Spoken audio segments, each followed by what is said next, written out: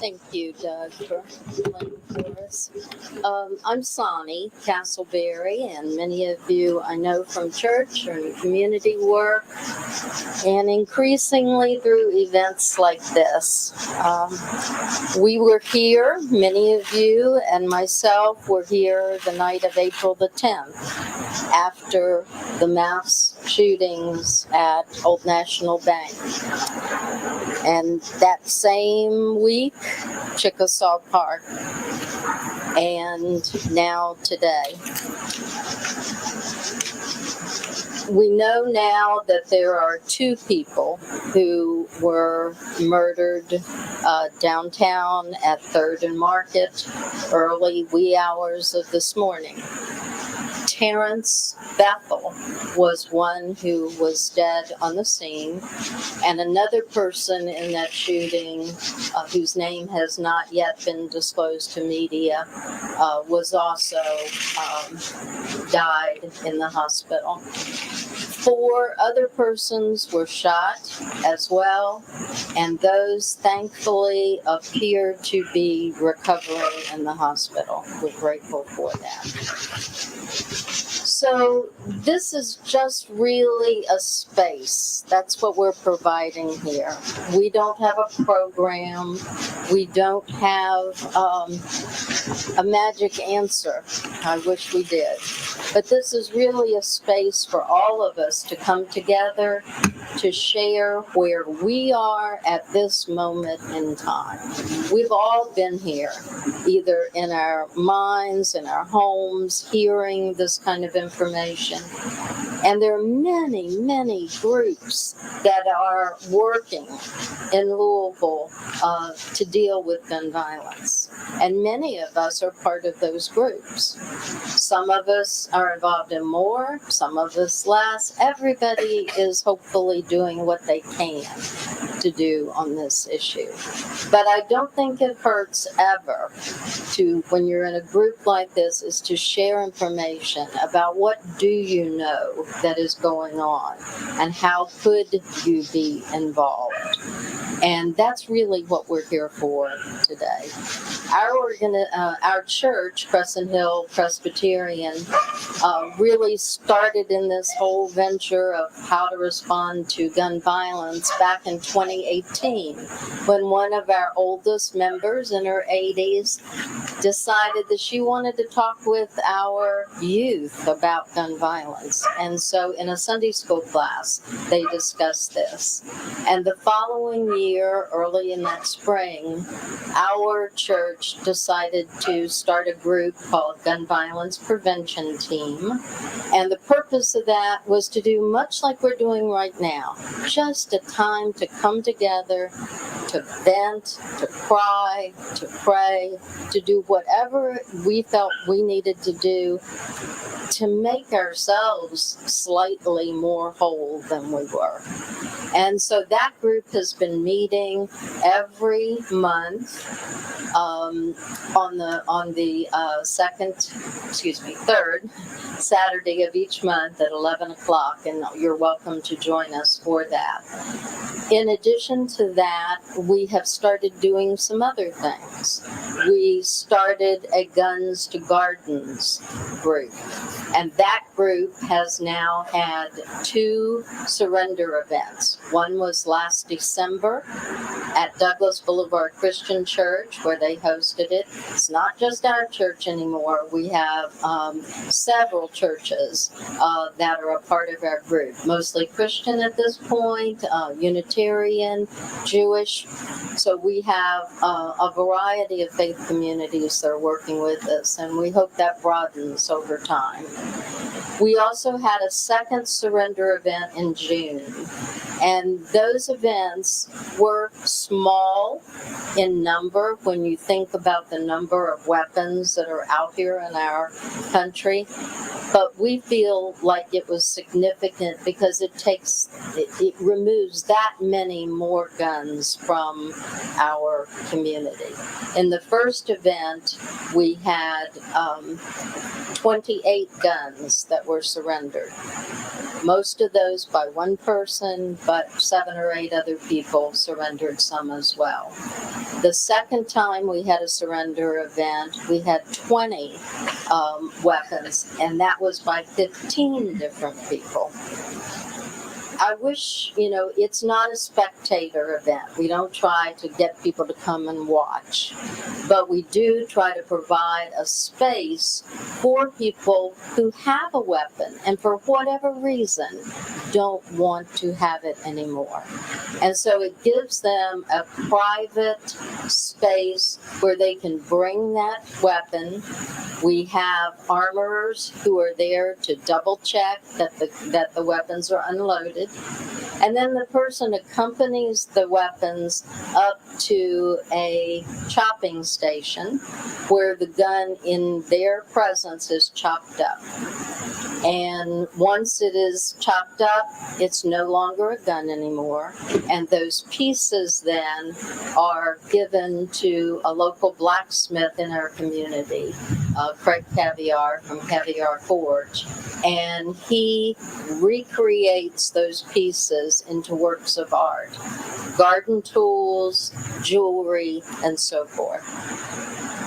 Our purpose in doing this is to, one, yes, get guns off of the streets, to have less guns that people with bad intentions at any point in time will not be able to access those weapons. It also is a time for the people that own those weapons to have an opportunity for transformation in their own life.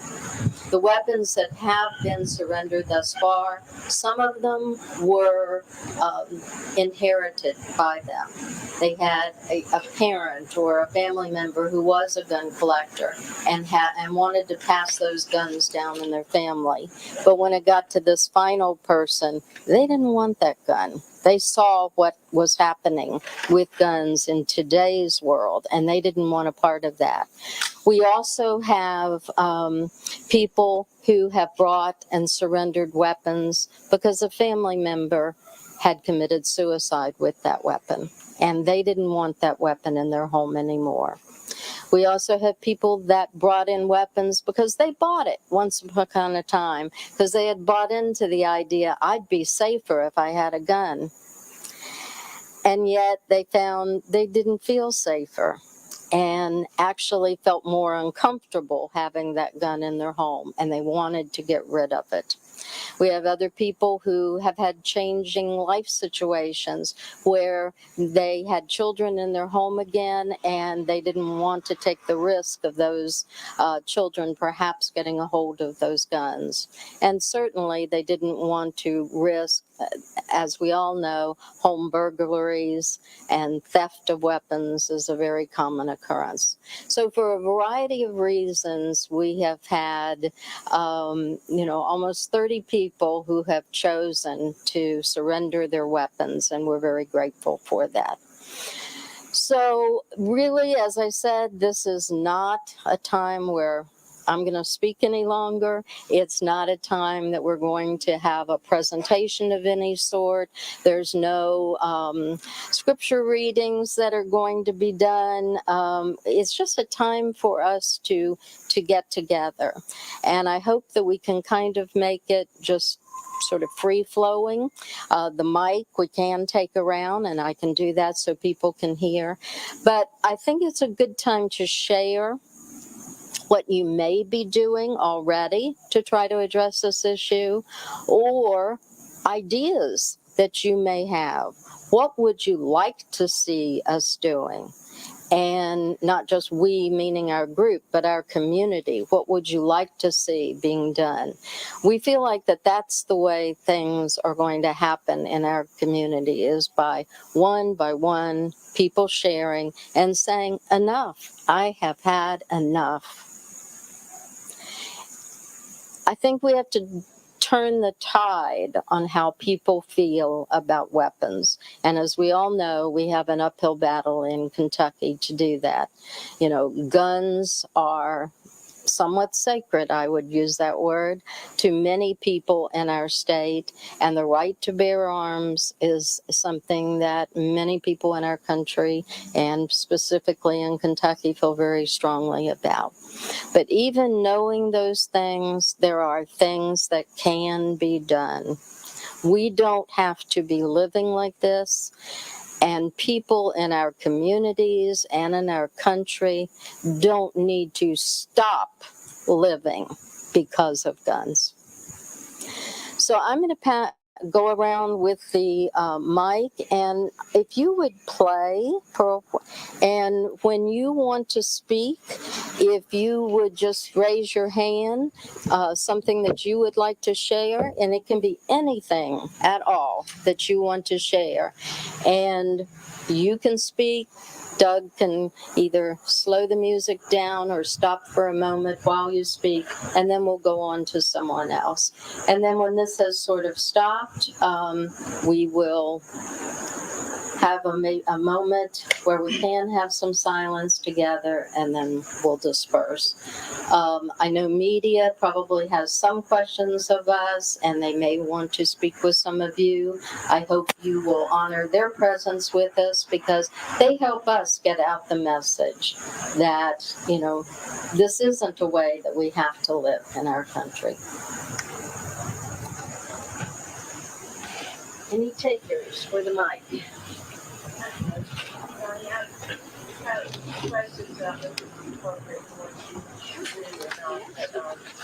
Yes, questions are always appropriate. Is there an issue about weapons when they're retrieved after a shooting incident? And those weapons, do they have to still be on, or is there another?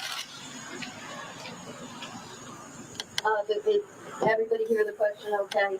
All right. So the question is, after there is a shooting and guns perhaps are confiscated at the time of an arrest, or if they were dropped there or whatever, in Kentucky, those guns by state law have to be turned over to the state police. And not only are they turned over to the state police, but the state police are mandated by Kentucky law to sell those guns back out in an auction for anyone who wants to buy those weapons. So you have guns that perhaps were used in a crime, and they may be used in another crime, because you don't know what's going to happen with it after they're resold. The reason the state passed that law is so that they would be able to raise money to buy safety vests for law enforcement officers. So this is one of the laws in Kentucky that our group, Gun Violence Prevention Team, as well as other groups around the community, are hoping that somehow or another we can get somebody, some legislators, to take a look at that and realize this makes no sense. We're also looking at some other ways that maybe we can deal with the issue of those auctions. And I don't want to go into that right now because we're not ready to announce that, but we hope that some other things can happen. Does that answer your question? Okay.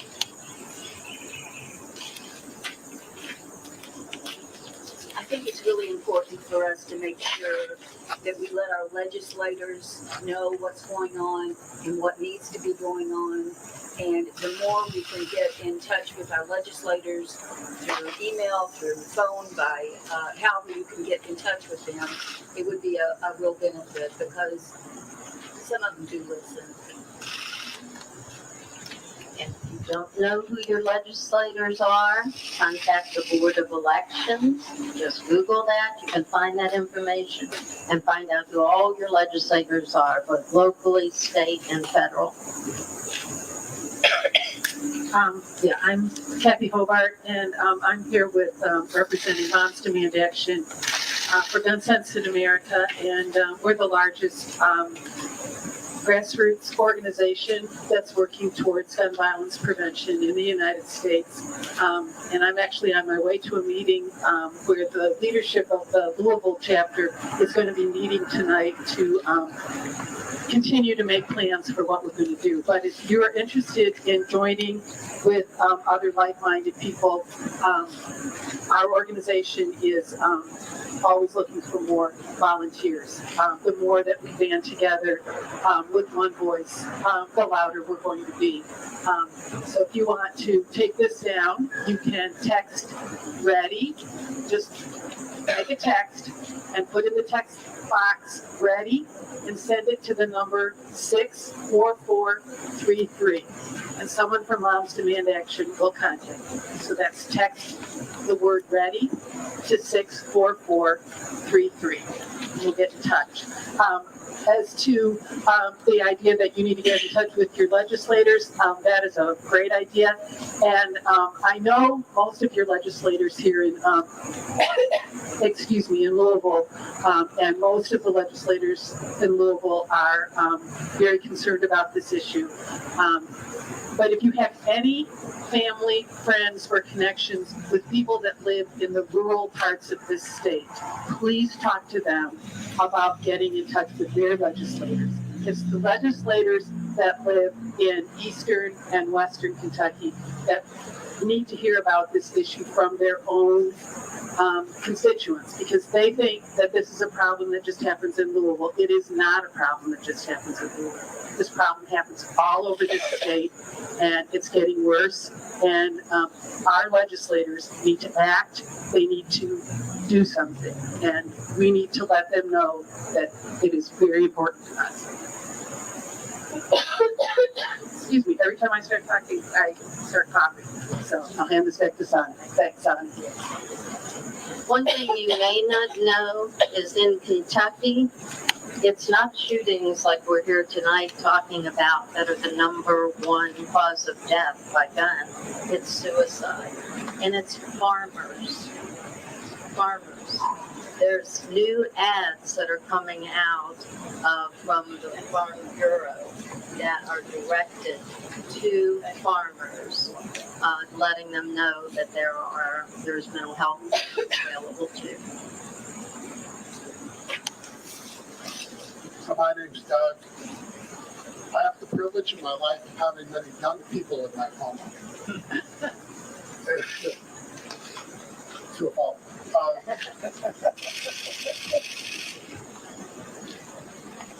It's hard for you all, your generation, to understand the anxieties that these people are living with. Put the microphone close. Yeah. The anxiety that these people are living with. You know, had formative years with COVID, right? And now they go out and they see these shootings. One of them went on a road trip with some friends up to Sandusky. One of the guys was packing. I mean, can you imagine that it would be a good idea with a group of young people to take a pistol to an outing, you know, to Cedar Point? My daughter said, no, not me. And I would have gone up to get her, but her boyfriend, bless his heart, drove up to Sandusky to retrieve her. And thankfully, that was all right. I have a daughter that lives on the West End. They live with gunshots every night. You know, this is something that's so real. It's easy for us in our ivory tower to pretend that this is not a problem. But we've been having shootings here in St. Matthews, right? But just to remember the lives of these young people and to remember the anxiety that they are facing and what all of this prevalence of guns, which is such a permanent kind of thing, you know. People used to have it out with their fists and, you know, life went on. You know, all of a sudden somebody's got a gun.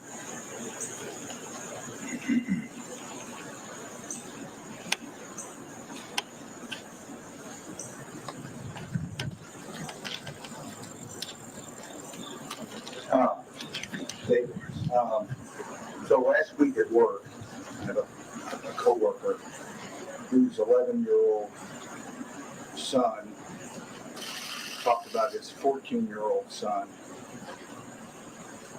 who went to school with a 45.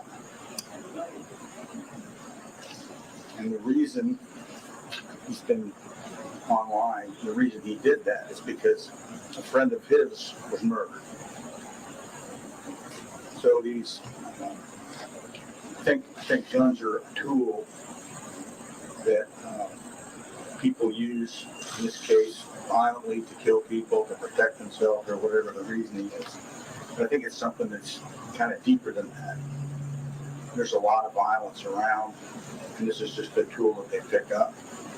And I don't think the police can, there's not enough police officers in this town.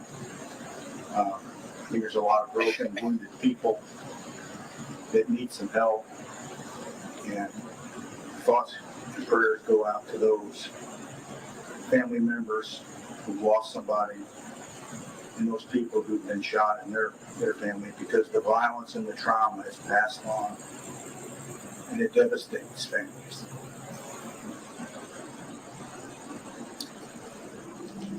There's a group here in Louisville that some of you may not know about, Interfaith Paths to Peace. How many of you know about them? Raise your hand. Okay. So do you know that Interfaith Paths to Peace also had a conference, a summit they called it, back in March, which they brought people in our community together that have dealt with gun violence in some ways. They invited them to come to this summit. And the premise was, what if Louisville became the safest city in the world? What would we have to do to make that happen? And what would it be like when it happens? That group spent 2 days together at the LA Center, and I personally, Brad and I both went, and several of folks here went to it, and found it to be a really worthwhile event, because we got to be with people in this community who are addressing the kind of issues that Doug and David are talking about. What is being done in this community to help you to see a new way that help them to realize they don't have to be packing, and that, you know, there are ways for them to improve their lives and have something more than what they may feel like they have at that particular time. That group meets every Wednesday on Zoom. It's been a lifesaver for me because it's on Zoom, and it's 3 o'clock to 4:30, and they stick to those time frames. Usually, there's about 30 to 40 people that come each week. You can come anytime you want to. You can start in the group anytime you want to. But it's an opportunity just to hear what's happening. And for me, this kind of gathering, our reason for being here tonight is depressing. It brings me down. When I come out of those meetings, though, on Wednesdays, I feel encouraged. I feel optimistic hearing what is being done. This is not an issue that we're going to overturn, immediately. We're going to be working on this issue for a long time. But we have many, many things that we can be doing every single day.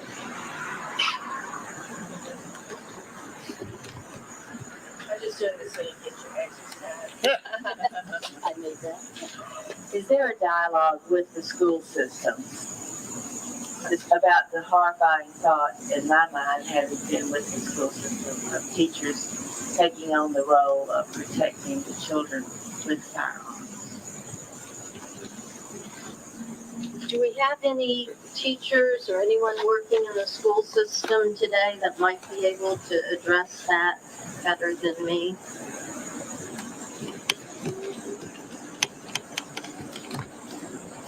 Stacy Gamble comes to that group. Stacy Gamble comes to that group. And she is with JCPS. And I know they are dealing with it. I know that at this time, they're certainly not going to put guns in teachers' hands, which is the way I hope it stays. I would like no guns in the schools at all. But I'm a former counselor in Jefferson County and keep up with it. And Stacey Gamble might be a good person to address and talk with that issue about it.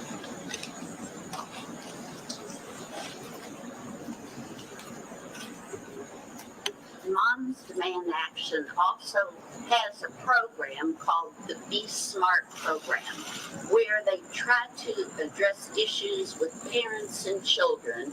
They provide gun locks for people who do have a gun in their home, and Marty Polio, or the system, I believe, has approved sending home information to parents throughout JCPS. They also talk to parents about ways to speak to other parents before their children perhaps go to spend the night or go to a party, trying to make it a comfortable thing to ask, do you have guns in your house, before they send their children there.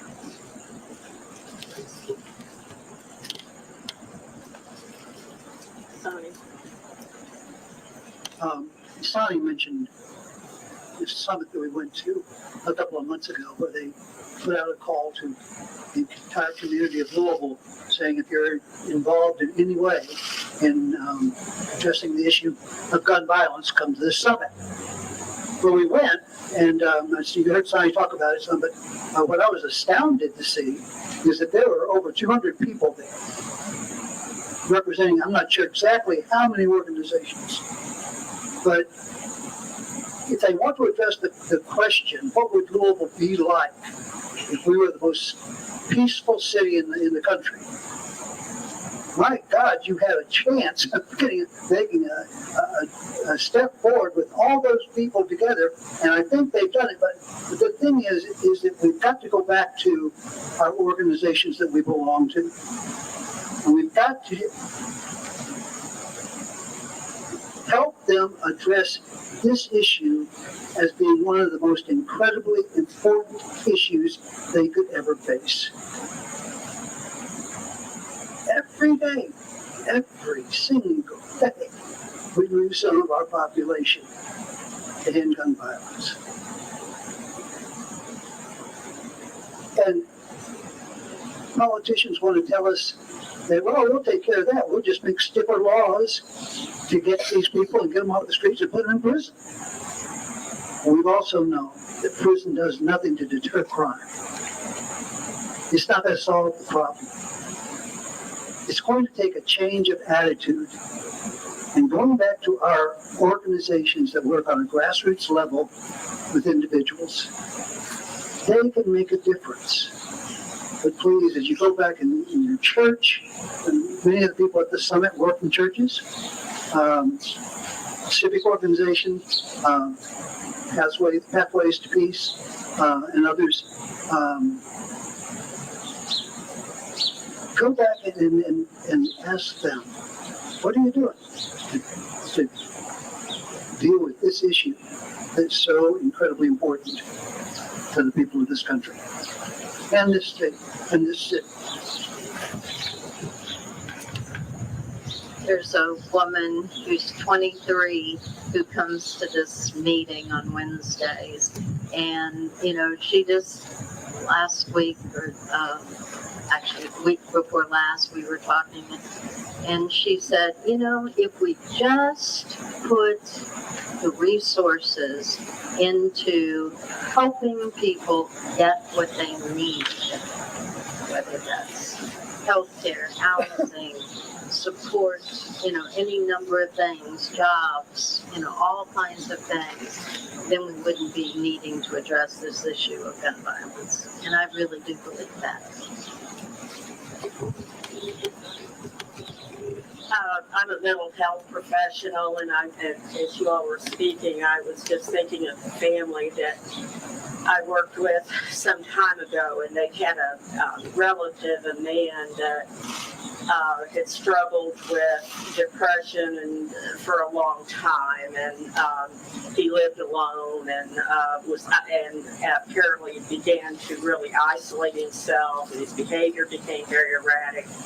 They knew he had several guns in his house. They pleaded with him to turn over the guns. He'd slam the door in their face, and he did indeed take his life with a gun.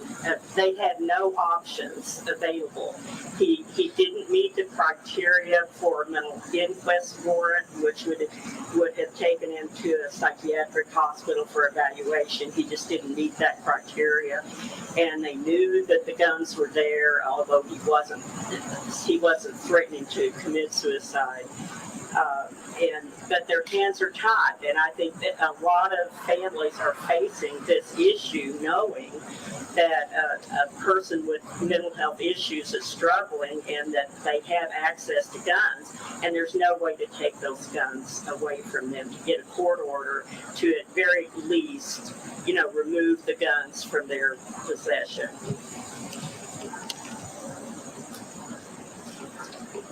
Moms Demand Action and blanking on the name. The other group, every town, but there's also the woman who was shot at the bank in Cincinnati. What's her group?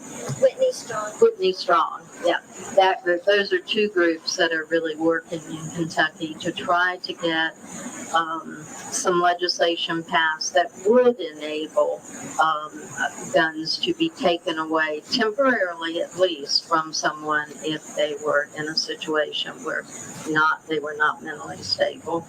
And it hasn't ever gotten too far in Kentucky, but we're still hopeful that can be done. Red flag laws. Red flag laws, and there's another name they go by now too. Anybody else? Well, why don't we take just a minute and let Doug play for just a minute, kind of settle in yourself, think about what you've heard, and then maybe we can kind of close with some thoughts on maybe something you've heard here today that you can walk away and say, I can do that. I hadn't thought about that, or I knew about it, but I'd never really acted on it. But maybe something that you could walk away from here today, somebody else you're going to tell about something you learned today, some other action that you personally can take.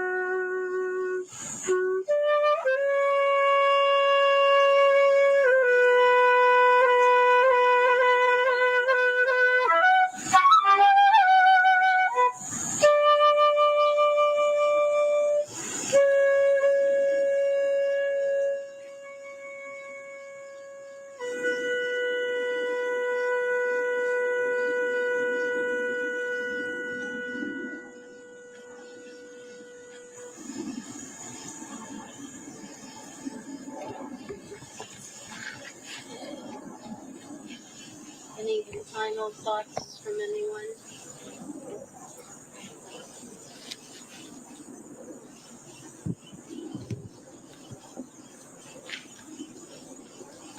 Well, I want to thank you for being here, and thank you for the concern that you have for this issue.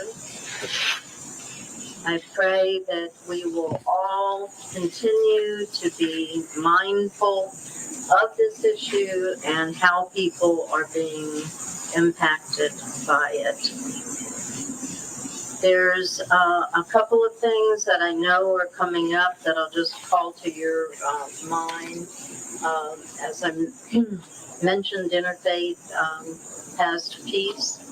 They have another summit that's coming up on the 30th of this month at Jewish Community Center. It's broader than just gun violence. It's dealing with peace issues across our state. Gun violence will continue to be a portion of that, but it also will deal with food issues and just a whole variety of issues of concern. If you don't know about that, I would Google Interfaith Paths to Peace, and you'll find information on there about that summit that'll be held on Thursday. It's not too late to sign up for it. And then the other is to be on the lookout and listen for other vigils similar to this one that are being held in other parts of the community. I heard from one of the media outlets that I talked to earlier today that the family of the man that was killed on site spent much of the day there on site. And they kind of expected that there might be some vigils or other events there. So this is just a reminder that when the horrible shootings happened at the bank here in Louisville, there was lots and lots of publicity, lots and lots of people coming out. Those were mostly professionals working in a day setting. The mass shooting that happened almost immediately after that one was in Chickasaw Park, traditionally more African Americans typically using that park because at one point it was the only park they were allowed to use. And then this shooting that happened at 3 a.m. in a restaurant bar.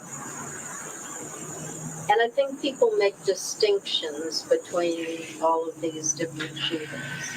And in my mind, it's not about the where it happened and what time it happened. It's why did it happen. Not why in terms of what was in the shooter's mind or what was the background of the shooter. Yeah, those things were important. But the why is how it happened. And it happened with guns. It's real simple. It happened with guns. And so I just encourage people to talk about it. Talk about it with your friends, your family, and just let them know how you feel about it and some of the things that are happening in our community to try to address it. Anything else? Well, I say go in peace. It's a beautiful day. I'm so glad it's cooler. And maybe take a walk or just do something to kind of clear your head as you spend the rest of the day. Thank you so much for being here.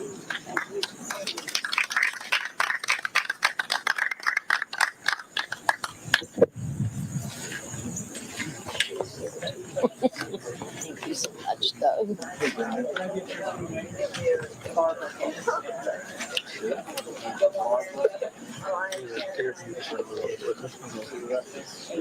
Yeah, I'm gonna grab mine.